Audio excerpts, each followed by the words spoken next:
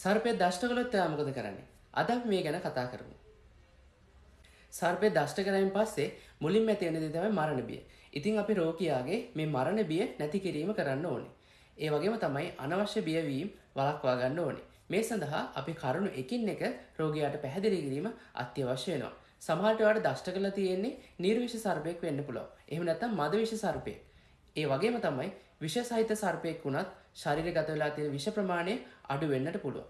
යම්කිසි සැලකිය යුතු ප්‍රමාණයක් විෂ ශරීරගත වෙලා තිබුණොත් මේ සඳහා සාර්ථක ප්‍රතිකාර ක්‍රම දැන් ලංකාවේදී ලබා ගන්න පුළුවන්. ඒ නිසා රෝගියාගේ අනවශ්‍ය බියවීම අපි නතර කිරීම අත්‍යවශ්‍ය වෙනවා.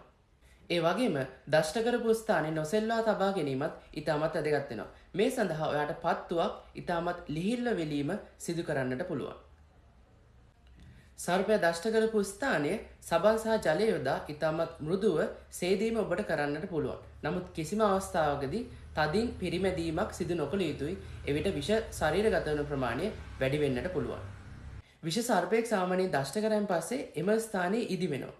ඉතින් ඉදිවීම නිසා ඇති වෙන සංකූලතාව වළක්වා ගැනීමට මුදු ඒ වගේම තමයි වලලු සහ ඇඳුම් තියෙනවා නම් අපි ඒවා ඉවත් කිරීම ඉතාමත් වැදගත්.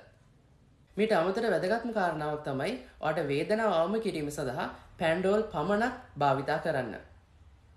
අපි දැන් කතා කරලා බලමු සර්පයා දෂ්ට කරායින් පස්සේ නොකළ යුතු දේවල් සම්බන්ධව.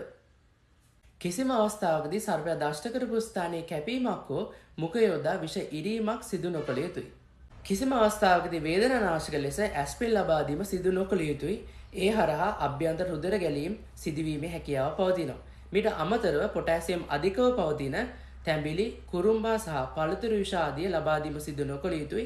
ඒ හරහා වකුගඩු වලට හානි වන ප්‍රමාණය වැඩි වෙන්නට පුළුවන්.